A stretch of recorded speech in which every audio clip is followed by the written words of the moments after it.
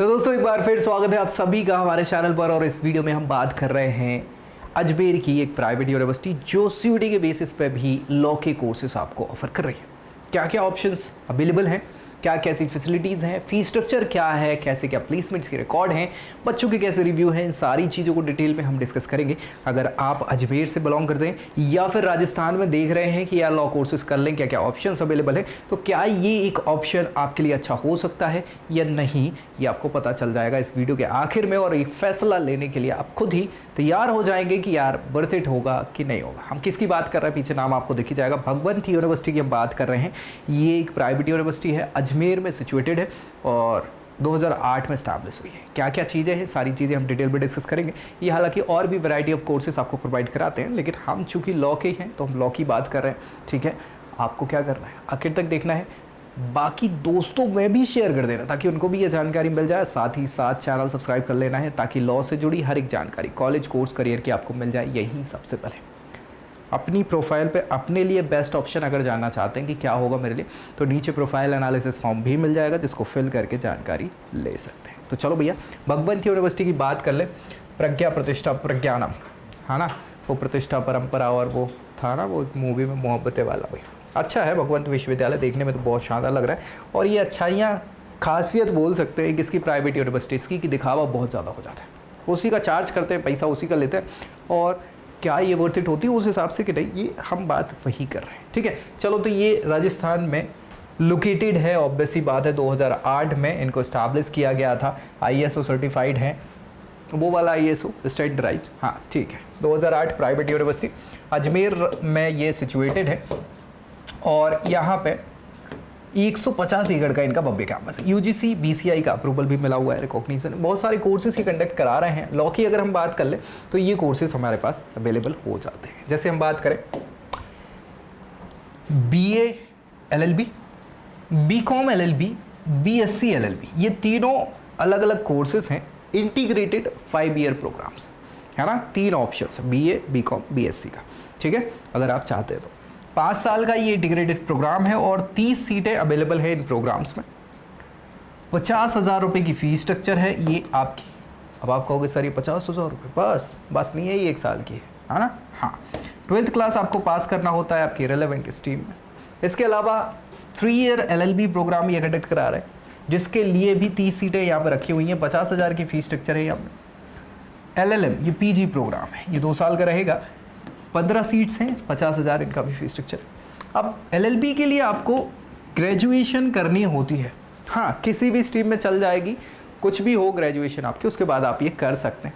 ठीक है, इसके अलावा LLM के लिए LLB डिग्री आपको करनी होती है ना। हाँ, उसके बाद आप LLM के लिए एलिजिबल हो जाते हैं। CUET के बेसिस पे एडमिशन मिल जाएगा या फिर लॉ का कोई एग्जाम आपने दिया हो उसके बेसिस पे एडमिशन आपको मिल जाता है। तो ये सारे के सारे यहाँ पे आपको एलिजिबिलिटी क्राइटेरियाज भी हमने डिस्कस कर लिए, कोर्सेज हैं, फीस स्ट्रक्चर भी बता दिया। अब आपको मुझे लगता है इसमें डिस्कशन करने की ज़्यादा दिक्कत नहीं। पढ़ाई क्या होगी, तो LLB कोर्सेज जो हैं, अब चूंकि ये स्पेशलाइज्ड कोर्स है तो यहाँ आपको लॉ के ही सब्जेक्ट पढ़ने को मिलेंगे। 3 साल का ये कोर्स होता है। बहुत सारे कोर्सेज में जैसे constitutional law, contract, criminal law, law tort, family law, property law, IPR हो गया, ह्यूमन राइट्स हो गया, मतलब बहुत सारे वैरायटी ऑफ लॉ, ताकि आप मजबूत हो पाएँ इस लीगल फील्ड में।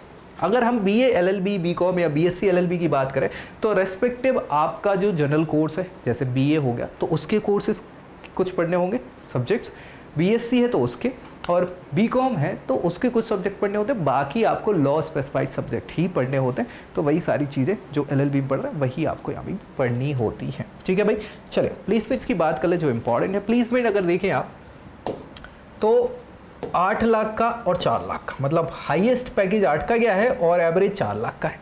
लेकिन यहाँ आप देखेंगे तो बहुत अच्छे तरीके से मेंशन किया हुआ है कि ये किसके लिए है, BTech कोर्सेज के लिए, है ना। हाँ भाई, इनके यार अभी बहुत अच्छे लॉ के परिणाम नहीं निकल के आए हैं, यानी कि MOUs कोलैबोरेशंस वगैरह जो हैं वो लॉ में बहुत अच्छे अभी नहीं है, जिससे इनके प्लेसमेंट्स बताएं। अच्छा, इनकी ऑफिशियल वेबसाइट पे यही रिकॉर्ड्स मिले हुए हैं जो BTech के इनने दर्शाए हुए हैं, तो फिर मतलब निकला नहीं। और मुझे लगता है इसकी कम ही होंगे, ज़्यादा तो नहीं होने वाले, तो बहुत ज़्यादा आप इसको अच्छा बोल नहीं सकते, है ना। हाँ ठीक है। खैर अगेन ये समय के साथ साथ धीरे धीरे जैसे ही बढ़ेंगे, एक्सपीरियंस होगा, MOUs कोलैबोरेशंस होंगे और इसके बढ़ सकते हैं चांसेस कि ये प्लेसमेंट अच्छे होते चले जाएं। ठीक है। स्कॉलरशिप्स के बहुत सारे ऑप्शंस आपको मिलेंगे जो हर एक प्राइवेट यूनिवर्सिटी में मिलेंगे ताकि उनके फीस स्ट्रक्चर को कम किया जा सके। जैसे मेरिट बेस्ड स्कॉलरशिप है जो आपके परफॉर्मेंस पे बेस्ड होती है प्रीवियस ईयर के, हाँ स्कूल के, कॉलेजेस के, जो भी आपने लास्ट रिसेंट डिग्री करी हो या फिर जो भी सर्टिफिकेशन कोर्स आपने किया हो। एंट्रेंस एग्जामिनेशन की स्कॉलरशिप, जैसे CUET पे अच्छे मार्क्स लाते हैं या लॉ के एंट्रेंस एग्जाम क्लैट वगैरह में, स्लेट वगैरह में आप लेके आते हैं तो उसके बेसिस पे भी कुछ स्कॉलरशिप मिल जाती है। कैटेगरी बेस्ड स्कॉलरशिप जिसमें SC ST OBC बच्चों के लिए इकोनॉमिक बैकग्राउंड के हिसाब से, जैसे नीड बेस हम बेसिकली बोलते हैं, हमारी फैमिली की बहुत अच्छी कंडीशन नहीं है उसके बेसिस पे आपको यहाँ स्कॉलरशिप मिल जाती है। साथ ही साथ यहाँ जेंडर स्पेसिफिक स्कॉलरशिप मिल जाती है फीमेल्स कैटेगरी के लिए। ठीक है। साथ ही साथ स्पोर्ट्स स्कॉलरशिप, अगर आपने अच्छा परफॉर्मेंस किया है किसी पर्टिकुलर स्पोर्ट्स में, चाहे इंटरनेशनली, नेशनली या फिर आपने स्टेट वाइज अच्छा परफॉर्म किया हो तो उस बेसिस पे मिल जाता है। स्कॉलरशिप मिल जाते हैं उन स्टूडेंट्स को जो डिसेबल कैटेगरी से बिलोंग करते हैं। साथ ही साथ एलुमनाई स्कॉलरशिप, मतलब हाँ आपने हो सकता है कि UG डिग्री यहाँ से करी हो, अब PG में जा रहे हैं, या फिर ऐसा भी हो सकता है कि आपके कोई रिलेटिव या एलुमनाइज जो है वो पढ़ चुके हैं, तो वो सारी चीज़ें हैं, इसके बेसिस पे भी कुछ 5-10% का रिलैक्सेशन ये प्रोवाइड करा देते हैं। इंफ्रास्ट्रक्चर और फैसिलिटीज़ की बात करें अगर हम अच्छी चीज़ों में, तो फैसिलिटीज़ पॉजिटिव एस्पेक्ट्स के हिसाब से इनका लाइब्रेरी अच्छा है। क्यों अच्छा बोल रहे हैं लाइब्रेरी स्पेसिफिक? क्योंकि भाई हमको पढ़ाई करनी हो, पढ़ाई के लिए रिसोर्सेज हमें कहाँ से मिलने वाले हैं, चाहे वो जर्नल्स हो, चाहे फिर बुक्स हो, मैगजीन्स हो, वो यहाँ मिल रहे हो जो कि पर्याप्त है। चाहे वो डिजिटल व्यवस्था हो या फिजिकल व्यवस्था हो, है दोनों अवेलेबल है। ठीक है। मॉडर्न क्लासरूम मिल जाएंगे, प्रोजेक्टर वगैरह लगे हुए, IT इनेबल्ड बेसिकली बोल सकते हैं, है ना। IT और रिसर्च फैसिलिटीज़ अवेलेबल है, लेकिन ये हमारे किसी काम की नहीं। हाँ हो सकती है क्योंकि आजकल हमारी लीगल फील्ड भी कैसी हो गई है, थोड़ी सी IT इनेबल्ड हो गई है। ऑन कैंपस हॉस्टल है सेपरेट, अलग अलग बॉयज़ और गर्ल्स के लिए। साथ ही साथ ट्रांसपोर्टेशन सर्विसेज जो है वो ठीक ठाक बोल सकते हैं, ठीक ठाक ही बोल सकते हैं, तो ये तो अच्छाइयाँ हैं। लेकिन अगर हम कमियों की बात करें इनकी, तो लाइब्रेरी में बहुत ज़्यादा बैठक व्यवस्था भी नहीं है। ठीक है। मूड कोर्ट जो हॉल है ना, जहाँ हमें प्रैक्टिस करनी है डिबेट्स वगैरह की, वहाँ पे अंडर यूटिलाइज्ड प्रैक्टिस ट्रेनिंग के लिए। ठीक है। हाँ यार वो देख लेना आपके हिसाब से, क्योंकि अगर यही मेन चीज़ हमारे काम की नहीं है तो फिर क्या ही करोगे। हम भाई लीगल फील्ड में जा रहे हैं और वहाँ मूड कोर्ट की ढंग की व्यवस्था नहीं है तो फिर क्या करोगे। ठीक है। इनकन्सिस्टेंट मेंटेनेंस की समस्या है, limited extra curricular activities, wifi connectivity का इशू आ जाता है, और भैया आजकल बिना वाईफाई के मुझे नहीं लगता कि लोगों का चल पाता है। ठीक है।